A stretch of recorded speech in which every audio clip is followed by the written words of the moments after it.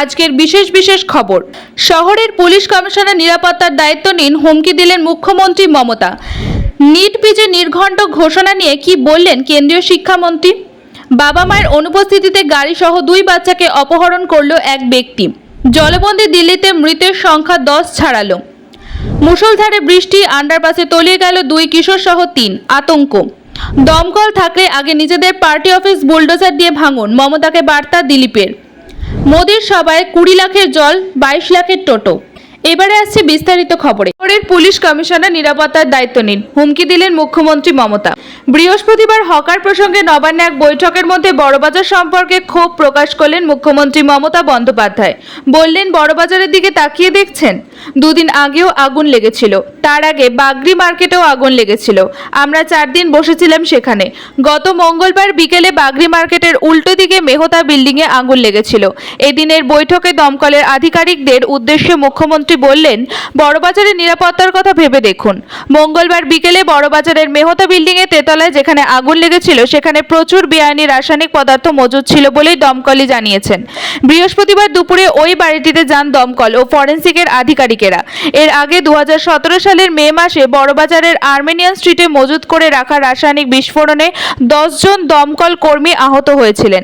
তার আগে বড়বাজারের নন্দরাম মার্কেট ও বাগরি মার্কেটের আগুন নিয়ন্ত্রণে আনতেই সময় লেগেছিল কয়েকদিন। বড়বাজারের মোট জায়গার 75% ব্যবসা কেন্দ্রিক, বাকি 25% বসবাস। এই অবস্থায় ঘিঞ্জি ওই জায়গায় প্লাস্টিকজাত দ্রব্য, রাসায়নিক পদার্থ মজুদ ও বিক্রি বেড়েই চলেছে। স্থানীয় ব্যবসায়ী ঔরঙ্গজেব আলমগীর খানের অভিযোগ, বড়বাজারে বারবার আগুন লাগে, তারপরেও এখানে বেআইনিভাবে রাসায়নিক ও প্লাস্টিকের গুদাম রয়েছে। পুরসভা দমকলকে চিঠি দিয়েও কাজ হয় না। নিট পিজি নির্ঘণ্ট ঘোষণা নিয়ে কি বললেন কেন্দ্রীয় শিক্ষামন্ত্রী? শুক্রবার রাতেই গবেষণা প্রবেশিকা পরীক্ষা ইউজিসি নিট বিজ্ঞান বিষয়ক গবেষণা প্রবেশিকা CSIR এর দিনক্ষণ ঘোষণা করেছেন জাতীয় টেস্টিং এজেন্সি। NTA তাদের বিজ্ঞপ্তিতে জানিয়েছেন, আগামী 21 জুলাই থেকে 4 সেপ্টেম্বরের মধ্যে ইউজিসি নিট হবে। নির্দিষ্ট দিন এখনও ঘোষণা করা হয়নি।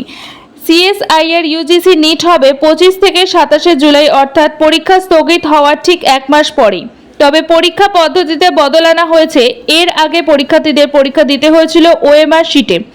NTA জানিয়েছেন, এবার পরীক্ষা হবে কম্পিউটারে, অর্থাৎ কম্পিউটার বেস টেস্টের মাধ্যমে।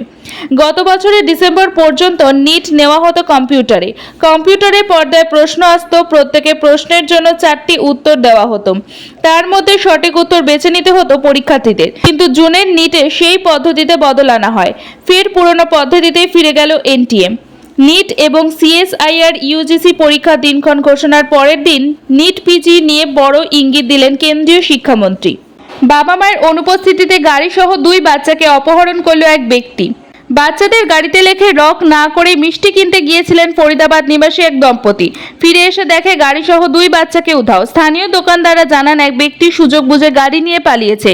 এরপর ওই পরিবার দ্বারস্থ হয় স্থানীয় পুলিশের কাছে। পুলিশের তৎপরতায় মাত্র 2.5 ঘন্টার মধ্যে গাড়ি সহ শিশুদের সুরক্ষিতভাবে ফিরে পান ওই দম্পতি। শুক্রবার রাত 10টা নাগাদ ঘটনাটি ঘটেছে দিল্লির শঙ্করপুর এলাকায়।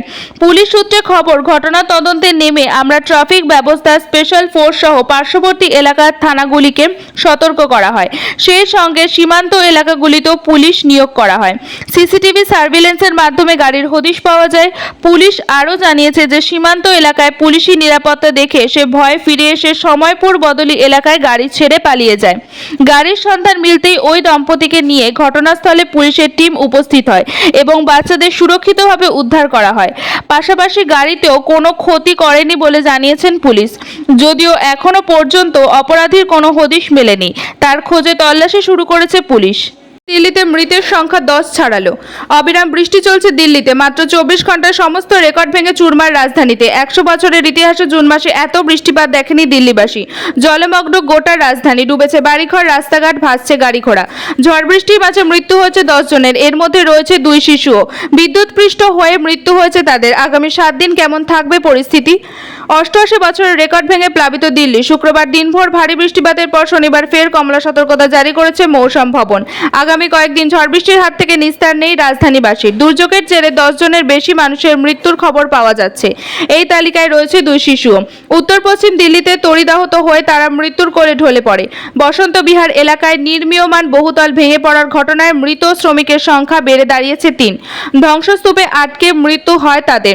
শনিবার বিকেলে ওখালা আন্ডারপাসে জমা জলে ডুবে মৃত্যু হয়েছে এক ব্যক্তির। বিগত 100 বছরে জুন মাসে দিল্লিতে এত বৃষ্টিপাত হয়নি। এদিন একটি সাংবাদিক বৈঠকে এমনটাই জানিয়েছেন দিল্লির জল দপ্তরের মন্ত্রী অতীশী। এদিন বিপর্যয় মোকাবিলা নিয়ে তিনি আলোচনা করেন লেফটেন্যান্ট গভর্নর ভিকে স্যাক্সেনের সঙ্গে। গোটা বর্ষার মরশুমে দিল্লিতে 800 মিলিমিটার বৃষ্টি হয়েছে, কিন্তু 1936 সালের পর মাত্র 24 ঘন্টায় এই প্রথম বৃষ্টিপাতের পরিমাণ দাঁড়িয়েছে 228 মিলিমিটার, যা একটি রেকর্ড। লেফটেন্যান্ট গভর্নর 24 ঘন্টার একটি কন্ট্রোল রুম খোলা হয়েছে। দম থাকলে আগে নিজেদের পার্টি অফিস বুলডোজার দিয়ে ভাঙুন, মমতাকে বার্তা দিলীপের। দিলীপ ঘোষ বললেন, মমতার নতুন নাটক হকার উচ্ছেদ। আগে নিজেদের পার্টি অফিস বুলডোজার দিয়ে ভাঙুক তৃণমূল। তিলজলার পার্টি অফিসটা ভাঙুন। সব সরকারি জায়গা তৃণমূল পার্টি অফিস করেছে। তীব্র প্রতিক্রিয়া দিলেন দিলীপ ঘোষ। সরকারি জমি দখল করে দোকান বানানোর বিরুদ্ধে কড়া মুখ্যমন্ত্রী মমতা বন্দ্যোপাধ্যায়। দোকানগুলি সরিয়ে ফেলার নির্দেশ দিয়েছেন তিনি। পাশাপাশি এও বলেছেন ফুড হাব তৈরি করার। তবে মমতা বন্দ্যোপাধ্যায়ের নির্দেশ পাওয়ার পরই দেখা যাচ্ছে পুরসভার কর্মীরা গিয়ে দোকান উচ্ছেদ করছেন। এর জন্য ব্যবসায়ীদের বিক্ষোভের মুখেও পড়তে হচ্ছে তাদের। এবার এই নিয়ে কড়া প্রতিক্রিয়া দিলেন বিজেপি নেতা দিলীপ ঘোষ। তিনি বলেন, দমকল থাকলে আগে নিজেদের পার্টি অফিসগুলো ভাঙুন। রানাঘাট দক্ষিণ বিধানসভা উপনির্বাচন কেন্দ্রে বিজেপি প্রার্থী মনোজ কুমার বিশ্বাসের সমর্থনে প্রচারে আসেন দিলীপ। সেখানেই বলতে গিয়ে হকার উচ্ছেদ প্রসঙ্গে মুখ খোলেন দিলীপ ঘোষ। মুখ্যমন্ত্রী মমতা বন্দ্যোপাধ্যায়কে আক্রমণ করার পাশাপাশি তিনি বললেন, যেসব সরকারি জায়গা রয়েছে সেখানে অবৈধভাবে তৈরি হয়েছে তৃণমূলের পার্টি অফিস।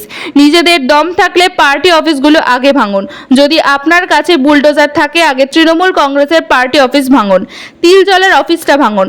রাস্তার ফুটপাত, পিডব্লিউর জায়গা, ইরিগেশনের জায়গা, রেলের জায়গা, যেখানে যত জায়গা আছে সেখানে একটা তৃণমূল কংগ্রেসের রাতারাতি পার্টি অফিস তৈরি হয়ে গিয়েছে। তারপর ঝান্ডা লাগাচ্ছে। সেখানে পার্টির কিছু কাজ হয় না। পার্টির নেতারা ওখানে বসে তোলাবাজি করেন। ওটা ব্যবসার জায়গা তৈরি হয়েছে। 20 লাখের জল, 22 লাখের টোটো। বিজেপির নির্বাচনী খরচ নিয়ে এর আগেও একাধিক বিতর্ক হয়েছে, কিন্তু এবার খোদ দিলীপ ঘোষের নির্বাচনী খরচ দেখে মাথায় হাত পড়েছে দিল্লির নেতাদের। 20 লাখ টাকার জল খেয়ে 22 লাখ টাকা ভাড়া দিয়ে টোটোতে চেপেও 1 লাখেরও বেশি মার্জিনে হেরেছেন দিলীপবাবু। বর্ধমানে নরেন্দ্র মোদীর সভায় বিজেপির খরচের বহর দেখে চোখ কপালে উঠেছে সবারই। আগে 2021 সালে বিধানসভা নির্বাচনের সময় প্রায় 150 কোটি টাকা খরচ করেছিল বঙ্গ বিজেপি, কিন্তু 150 আসন তো দূর, সেঞ্চুরিও করতে পারেননি তারা। পরবর্তী সময় ভোটের খরচে একাধিক দুর্নীতির কথা উঠে আসে বিজেপির রুদ্ধদ্বার বৈঠকে। শোনা যায় তেলের খরচা বাবদ লাখ লাখ টাকা ঘরে তুলেছেন বিজেপির নেতারা। এমনকি স্থানীয় সূত্রে যেটা জানা যায়, বুথ এজেন্টদের জন্য বিশেষ সামান্যিক বরাদ্দ করা হয়েছিল। সেটাও নাকি পাননি বেশিরভাগ বুথ এজেন্ট। অথচ এই বাবদ বরাদ্দ টাকা যথাসময়ে খালি হয়ে গিয়েছে বিজেপির ভাড়ার থেকে।